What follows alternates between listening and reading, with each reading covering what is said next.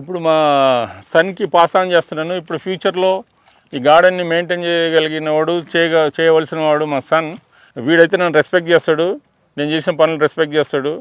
అయిన తర్వాత వీళ్ళ పిల్లలు ఏం చేస్తారో భగవంతునికి తెలుసు. అందుకని చెప్పేసి ఇదంతా ఎవరు ఎన్ని తరాలైనా కూడా దీన్ని చేంజ్ చేయడానికి వీలు లేకుండా, ఎందుకంటే భూముల రేట్లు పెరిగిన కొద్దీ ప్లాట్లు వేసి అమ్ముకుందామన్న ఫీలింగ్లు వస్తాయి.